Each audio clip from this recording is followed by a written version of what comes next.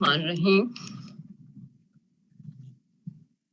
कल हम लोग सी एल्किलेशन की बात कर रहे थे और सी एल्किलेशन पर्टिकुलरली ऑन एक्टिमिथिलीन कंपाउंड्स कैसे होती है, और हमने ये देखा था कि किस तरह से हम एक्स्ट्रा अल्फा पोजीशन पे एस्टर लगा के हम सिंथेसिस को आसान बना सकते हैं और फाइनली हम उसे रिमूव कर सकते हैं। उसी की मैंने आपको बहुत सी एप्लीकेशंस बताई थी। मैंने पीछे एक स्लाइड में आपको यहाँ मैकेनिज्म जब शो किया तो मुझे नजर आया कि यहाँ पे एटम्स जो हैं वो क्लियर नहीं हैं, तो इसलिए फिर मैंने ये नई स्लाइड ऐड की है ताकि मैकेनिज्म आपको क्लियर नजर आ सके कि किस तरह से कार्बन डाइऑक्साइड रिमूव होती है और किस तरह से हम एक एस्टर ग्रुप को फाइनली रिमूव कर सकते हैं। देखिए कि स्टार्टिंग मटेरियल जो है वो डायथिल मेलोनेट मेंशन किया हुआ है इन्होंने कि ये चीप और कमर्शियली अवेलेबल है, मतलब वही कि ये बहुत आसानी से हमें अवेलेबल है और ये इतना आसान काम करता है कि हम इसको जब यूज करें तो दोनों तरफ, क्योंकि कार्बोनिल कंपाउंड्स हैं और यहाँ दोनों तरफ एस्टर्स हैं, अगर एक तरफ एस्टर होता तो फिर हम उसे एसीटोन का डेरिवेटिव बोलते हैं। यहाँ दो तरफ एस्टर्स हैं, तो हम इसको अगर स्टार्ट करें और बेस यूज करें, अल्कोक्साइड बेस यूज हुई है, इनोलेट जो ज्यादा स्टेबल है उसको जनरेट करने के बाद अल्किलेशन की हुई है अल्किल हैलाइड के साथ, और जब अल्किलेशन हो गई है तो अल्फा पोजीशन पे अल्किल ग्रुप अटैच हो गया, दोनों एस्टर्स आर स्टिल देयर.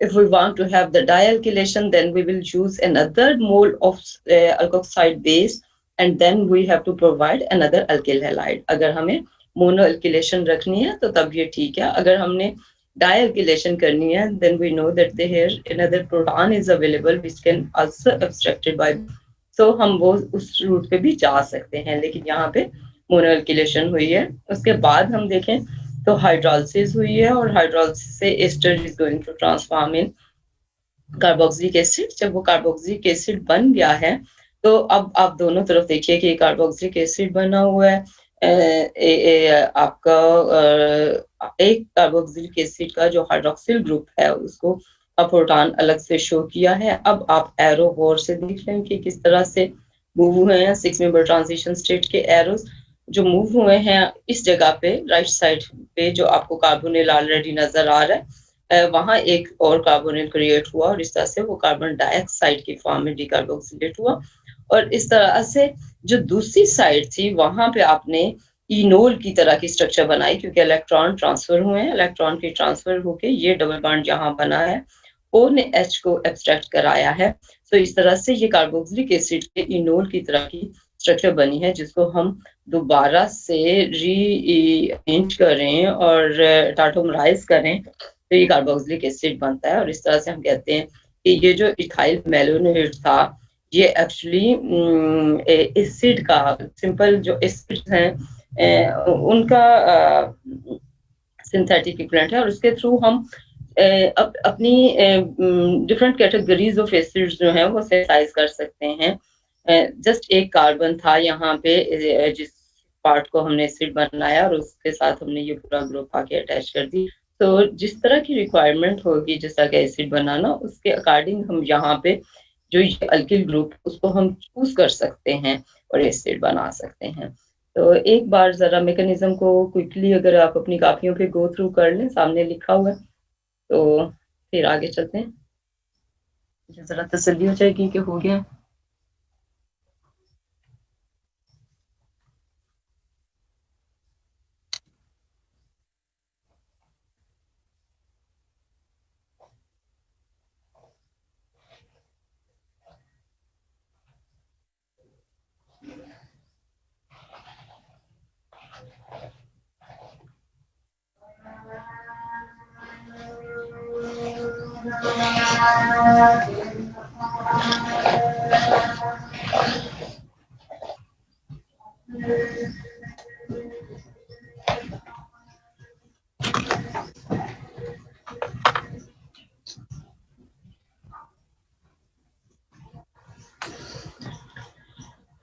ठीक है, एक ने कर लिया, मैं समझूँगी सबने कर लिया, आगे चलते हैं।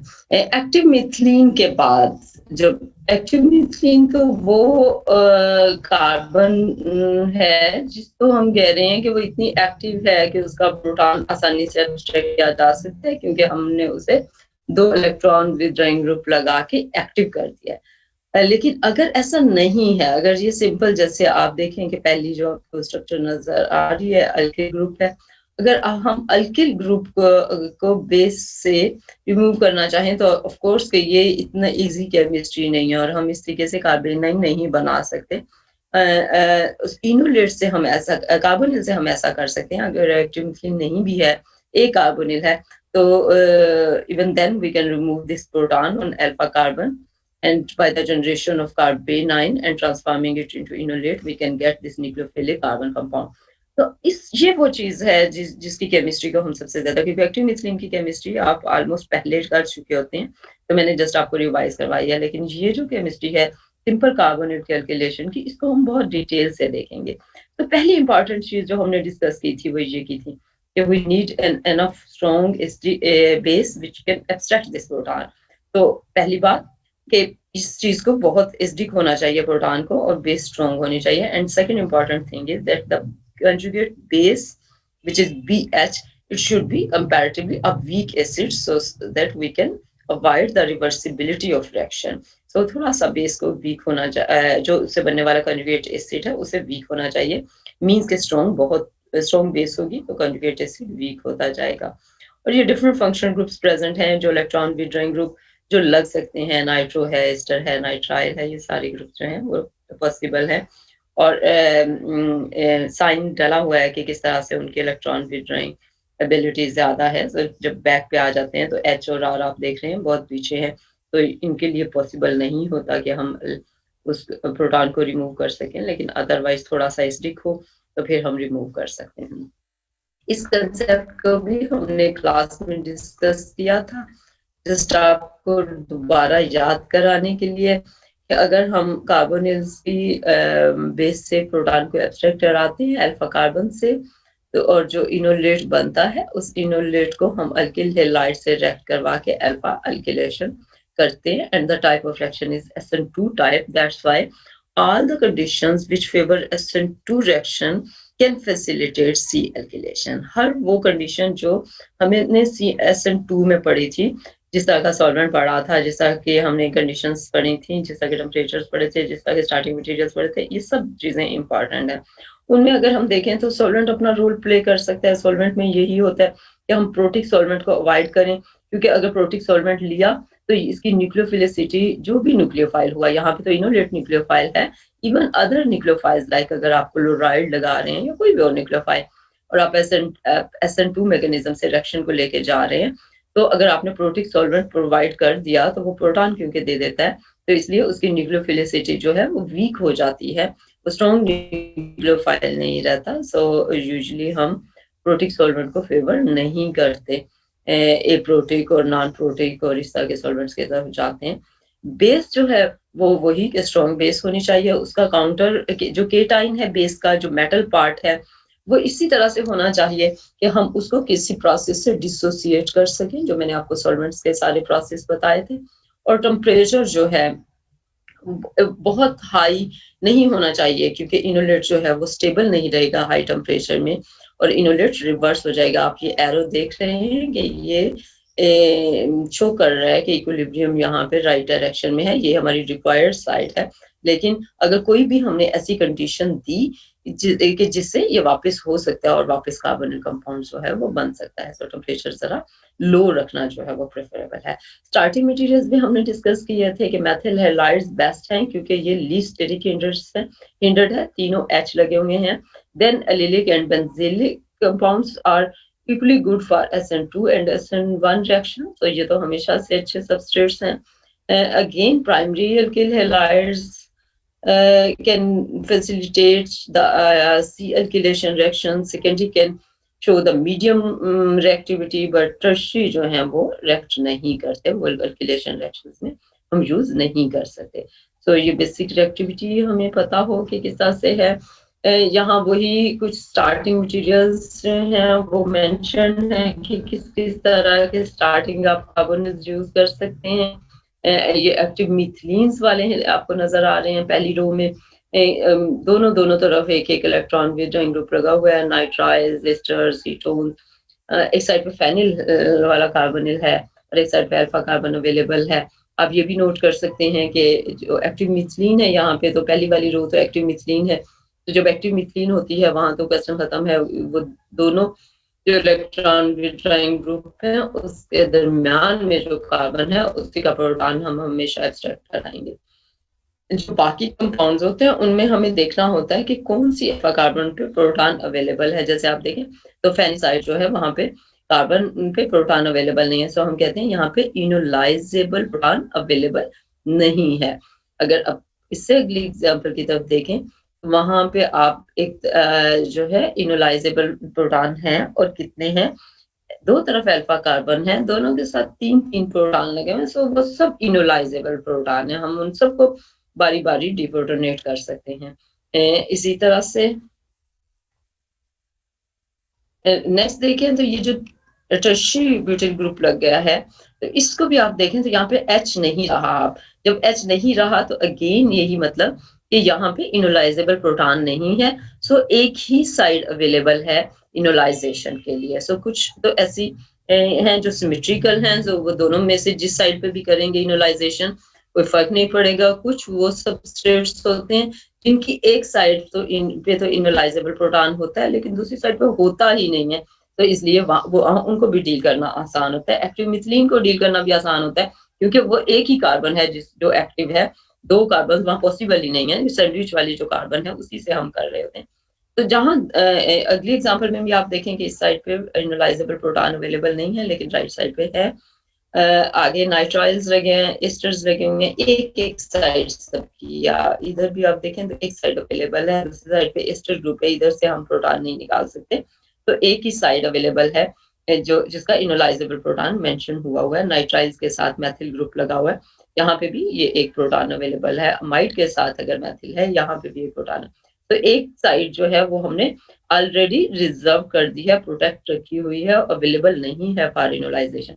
तो ऐसे सारे कंपाउंड्स की अल्किलेशन करना हमारे लिए इसलिए इजी होता है कि हमारे पास ये क्वेश्चन नहीं है कि कहाँ होगी, वो दोनों साइड पे होगी, होने का चांस नहीं है, एक ही साइड अवेलेबल है और वहीं पे होगी हमेशा अल्फा अल्किलेशन। बेसिस जो हम यूज कर सकते हैं, ये कुछ बेसिक बेसिस जो कॉमन बेसिस हम यूज करते हैं, पहले भी क्लास में भी किए थे हमने, वो आप देख लें, दोबारा से रिवाइज कर लें।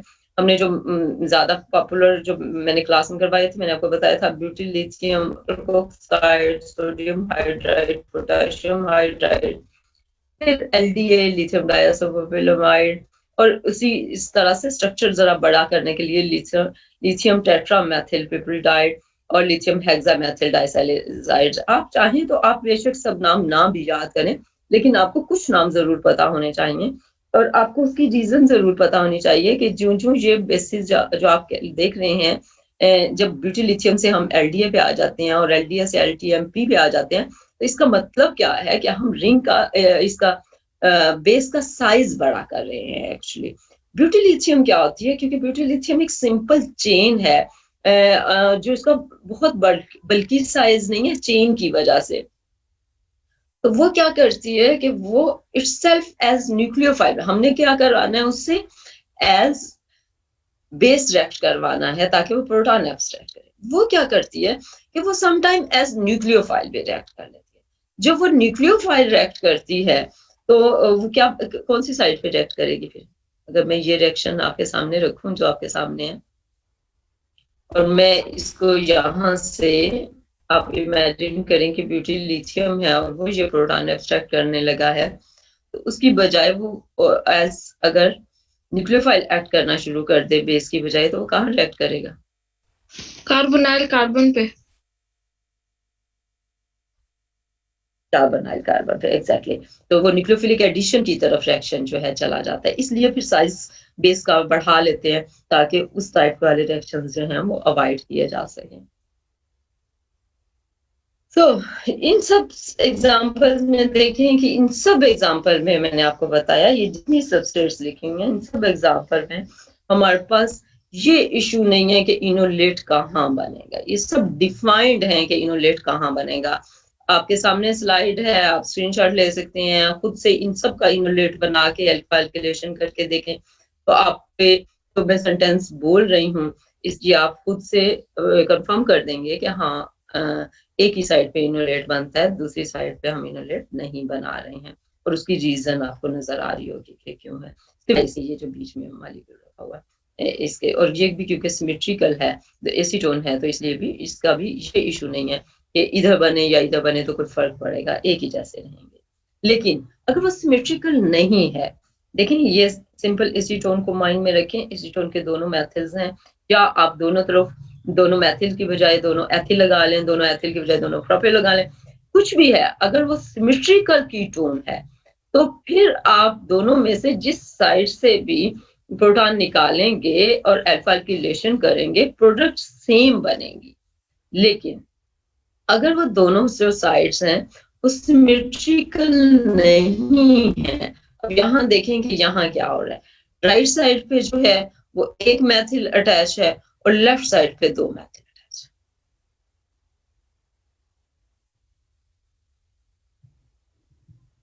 डिफरेंस नजर आया? राइट पे देखें एक मैथिल है और एक प्रोटॉन है, लेफ्ट पे देखें तो दो मैथिल है एक प्रोटॉन है। अब अगर हम इनकी इनोलाइजेशन करें बेस प्रोवाइड करके तो आप देखें कि एक इनोलेट इधर से बनेगा, अगर मैं ये राइट साइड का प्रोटॉन निकालूं तो ये राइट साइड वाला इनोलेट बनेगा, और अगर ये मैं लेफ्ट वाला निकालूं तो ये वाला इनोलेट बनेगा। ऐसा ही है, अपने पेजेस पे करें भी और उनकी एल्किलेशन भी करें जरा आरएक्स से और देखें कि प्रोडक्ट कैसे बन रहे हैं, सेम और डिफरेंट।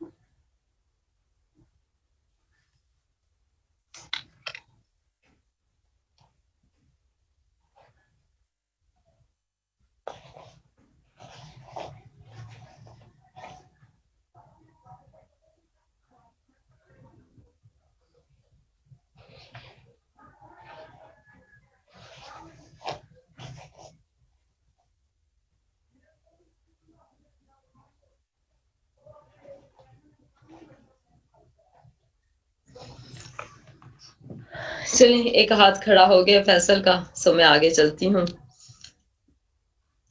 अब आपने देखा, चलें ज्यादा हाथ बढ़ना शुरू हो गए, ठीक है।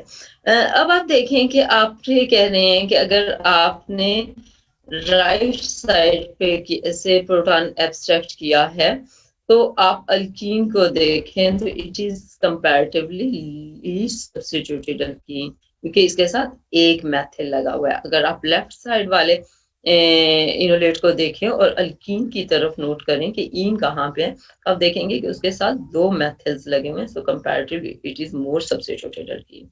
और जिट्सफ रूल के अकॉर्डिंग हमने पढ़ा हुआ है कि जो ज्यादा सब्स्टिट्यूटेड अल्कीन्स होती हैं वो ज्यादा स्टेबल होती हैं।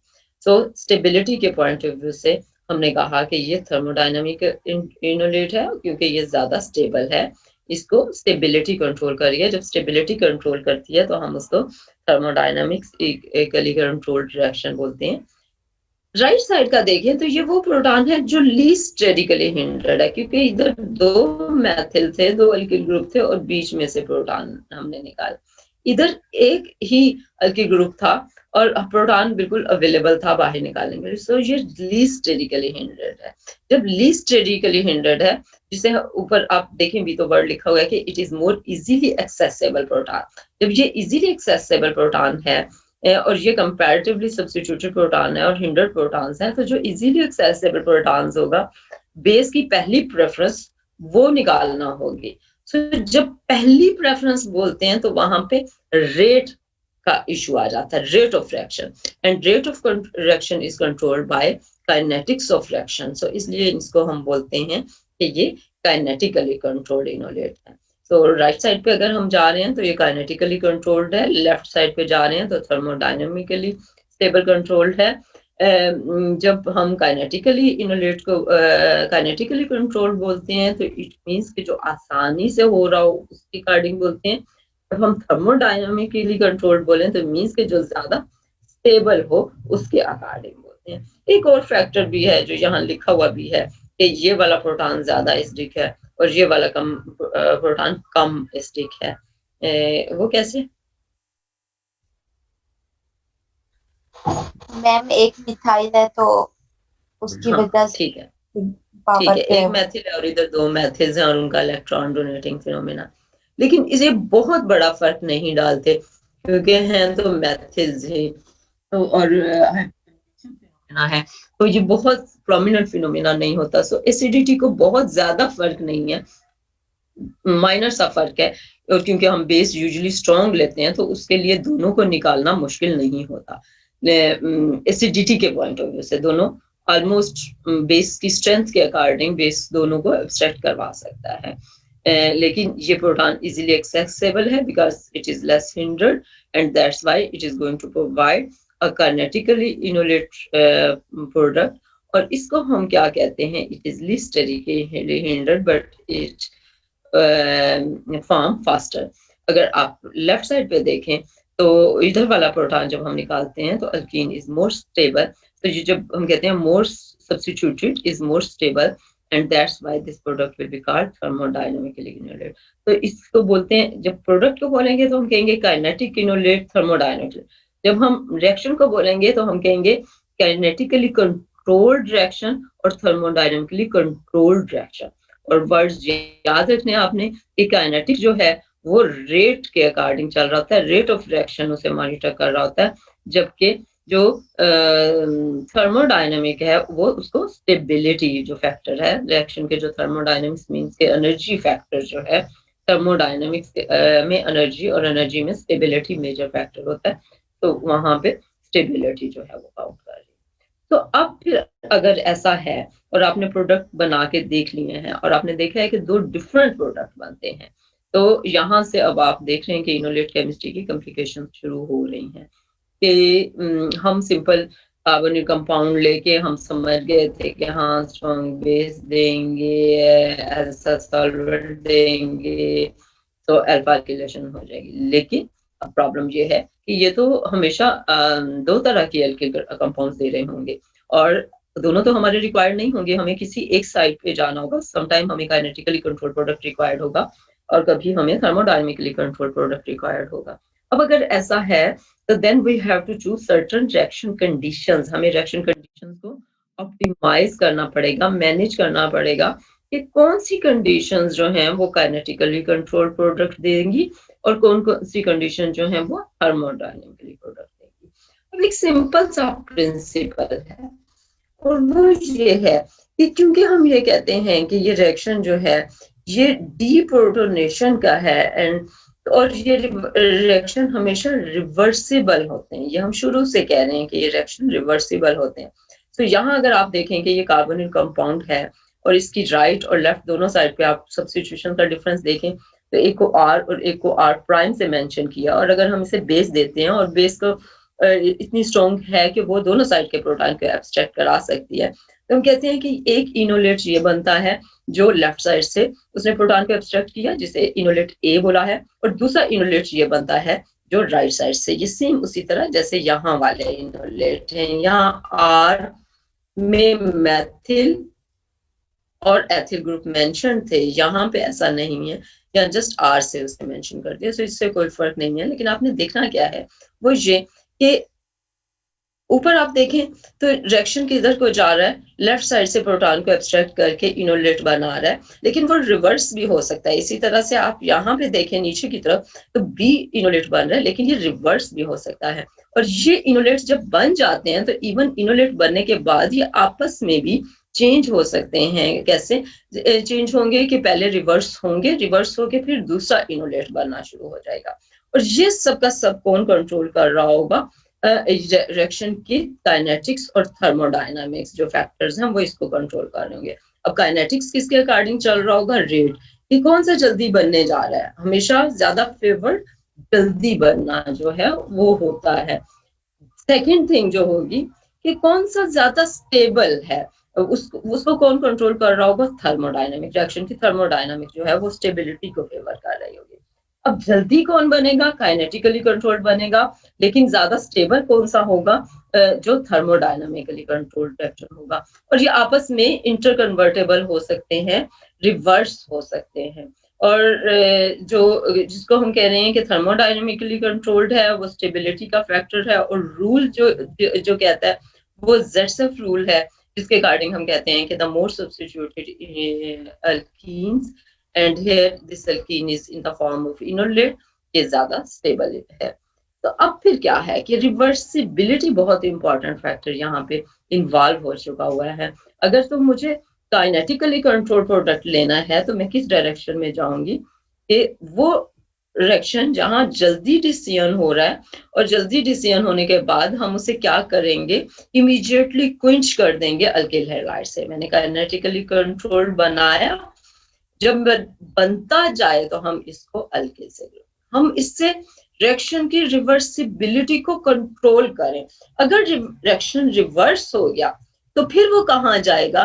क्योंकि उसे पता चल चुका है कि जब वो काइनेटिकली डायरेक्शन में गया तो वो लेस स्टेबल था, तो जब वो वापस आएगा तो फिर वो दोबारा थर्मोडायनामिकली कंट्रोल्ड की तरफ आएगा। और जब वो बन जाएगा तो क्योंकि वो ज्यादा स्टेबल होगा, और ज्यादा स्टेबल मीन्स कि उसके पास एनर्जी कम है, तो वो ज्यादा स्टेबल हो गया, तो जब एनर्जी कम है तो उसके पास रिवर्सिबिलिटी का चांस भी कम होता है या खत्म हो जाता है। वो उस तरह से रिवर्स नहीं होते क्योंकि वो अपनी बेस्ट स्टेबल पोजीशन में आ चुके होते हैं। तो एक इंपॉर्टेंट फैक्टर जो आपने माइंड में रखना है वो ये रिएक्शन की जो रेडियोसिलेक्टिविटी है कि काइनेटिकली डायरेक्शन में जाएगा या थर्मोडायनामिकली डायरेक्शन में जाएगा, उसमें एक बहुत इंपॉर्टेंट फैक्टर रिवर्सिबिलिटी का है कि हम रिएक्शन कंडीशंस ऐसी रखें कि जिसमें रिवर्स हो। अगर तो मुझे काइनेटिकली कंट्रोल करना है तो फिर मुझे रिवर्स नहीं होने देना। अगर मुझे थर्मोडायनामिकली कंट्रोल करना है तो फिर मैं वो फैक्टर ज़हन में लाऊं कि जिससे कि रिएक्शन रिवर्स हो सकता है। अब आप फैक्टर्स देखें कि पहली, अगर आप ऑप्शन पे जाएं कि काइनेटिकली कंट्रोल्ड रिक्वायर्ड है मेरा प्रोडक्ट, अगेन स्टार्टिंग मटेरियल एक कार्बोनिक कंपाउंड है, right side is less sterically hindered and less substituted, left में हमने आर ग्रुप अटैच कर दिया है उसे सब्स्टिट्यूशन शो करने के लिए। अब अगर मैं इससे enolate kinetically controlled right side वाला बना रही हूँ जो कि काइनेटिकली कंट्रोल्ड है, लीस्ट हिंडर्ड साइड पे हमने अल्कीन बनाई है और लीस्ट सब्स्टिट्यूटेड अल्कीन्स है जो काइनेटिकली कंट्रोल्ड है। Removal of less hindered proton, हमने कहा कि लेस हिंडर्ड जो है वो फास्टर होगा then the removal of more hindered proton. क्यों? क्योंकि वो प्रोटॉन ज्यादा एक्सेसिबल है एट सेकेंडली कंपैरेटिवली, ये प्रोटॉन जो है वो थोड़ा सा ज्यादा एसिडिक भी है, तो इसलिए चांसेस उसी के पहले जाने के हैं और हमने उसको भेज लिया और काइनेटिकली कंट्रोल हो गए। अब हमने करना क्या है? हर वो मेथड जो रिएक्शन की रिवर्सिबल होने से वो अवॉइड कर सके, मींस कि उसे इरिवर्सिबल रखे।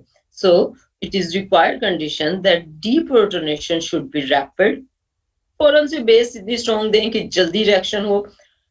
होने के बाद वो सारी की सारी अमाउंट जो है, जितने मॉलिक्यूल्स उसमें कार्बोनेट के थे वो सब के सब इनोलेट बन चुकी हूँ, मींस के रिएक्शन क्वांटिटेटिव हो। क्वांटिटेटिव मींस कि अगर मेरे पास 100 मॉलिक्यूल्स सपोज फ्लास्क के अंदर हैं तो उनमें से एटलीस्ट 99 जो है वो ट्रांसफर हो चुके हुए हों। स्ट्रॉन्ग बेस देंगे, एक्सेस में देंगे, उतनी अमाउंट दें जितने उनके प्रोटॉन उसने अमाउंट निकालने हैं, सो वो रिवर्स हो से वो फाइबर डायरेक्शन में रिएक्शन जा सके। और रिएक्शन की कंडीशंस ऐसी रखनी है कि रिएक्शन इरिवर्सिबल हो, वापस ना आ सकता हो। तो ये काइनेटिकली कंट्रोल की रिएक्शन कंडीशंस हैं। Deprotonation should be faster, reaction should be quantitative and the condition should be irreversible। ये तीन इंपॉर्टेंट कंडीशन है जो काइनेटिकली कंट्रोल्ड रिएक्शन की तरफ लेके जाते हैं। अब जब हम ये कहते हैं कि reaction the deprotonation should be rapid, तो उसका मतलब यही है कि we should use a strong base और स्ट्रॉन्ग बेस ऐसी यूज करें जो प्रोटॉन को आसानी से निकाल सके. And the second important thing is the size of base. The size of base should be comparatively larger. अगर वो लार्जर होगा तो वो क्या करेगा कि वो चूज ही उस प्रोटॉन को करेगा जो लेस स्टेरिकली हिंडर्ड है, क्योंकि उसका अपना साइज बड़ा है और system total overall steric interactions को अवॉइड करना चाहता है. तो वो बड़ी जो बेस होगी, बड़ा जो साइज बेस का होगा, बल्कि साइज की जो बेस होगी, वो लेस हिंडर्ड प्रोटॉन ही को चूज करेगी और वो यहाँ से घुस के इधर वाला प्रोटॉन निकालने की कोशिश नहीं करेगी. तो स्ट्रॉन्ग भी हो और लार्जर बल्कि साइज की बेस भी हो जाए. यहाँ मेंशन्ड है LDA और लिथियम डाइमेथिलसाइलाजाइड बड़ी बेसिस बनाने का एक पर्पस मैंने आपको पहले बताया था कि बड़ी बेस बनाने का पर्पस ये होता है कि वो न्यूक्लियोफिलिक ना रहे, वो जस्ट एज बेस रिएक्ट करें. और सेकंड इंपॉर्टेंट, अब आप देख रहे हैं कि जितना आप के पास बड़े साइज की बेस होगी, आप रिएक्शन को काइनेटिकली कंट्रोल की तरफ ले जा सकते हैं. देन हमने कहा कि हमें ऐसी कंडीशन चाहिए. ये तो हमने कहा कि रैपिड और क्वांटिटेटिव करने के लिए हम स्ट्रॉन्ग बेस लें और बड़े साइज की बेस लें. फिर रिएक्शन को हम इरिवर्सिबल रखना चाहते हैं, रिवर्स ना हो. इरिवर्सिबिलिटी के लिए बहुत इंपॉर्टेंट ये है कि हम उसको एप्रोटिक कंडीशन दें. प्रोटॉन किसी सूरत कहीं से भी ना मिले. अगर कोई एक आधा प्रोटॉन भी उसे मिल गया तो वो क्या करेगा, वो रिएक्शन की रिवर्सिबिलिटी को इनिशिएट करवा सकता है. और अगर कुछ मॉलिक्यूल्स जो हैं वो वापसी का रास्ता लेते हैं तो बाकी मॉलिक्यूल्स जो हैं उनके अंदर भी ये मोटिवेशन डेवलप होती है कि वो वापस आ सकें और वो रिवर्सिबिलिटी की तरफ जा सकें. सो हमेशा हम एप्रोटिक सॉल्वेंट रखेंगे. Then absence of excess ketone. Absence of excess ketone का भी मतलब वही है जो यहाँ हम क्वांटिटेटिव बोल रहे हैं. ये सब मॉलिक्यूल्स जो हैं वो सब के सब बन चुके हुए हों. अगर कुछ भी बाकी रह गए हैं और वो स्लो प्रोसेस कर रहे हैं, रैपिड नहीं कर रहे, तो स्लो प्रोसेस जो होता है वो हमेशा आपको वाइज डिसीजन की तरफ लेके जाता है. और वाइज डिसीजन स्टेबिलिटी का डिसीजन होता है, तो वो थर्मोडायनेमिकली कंट्रोल की तरफ चला जाएगा. इसलिए हम उससे इतना रैपिड डिसीजन कराना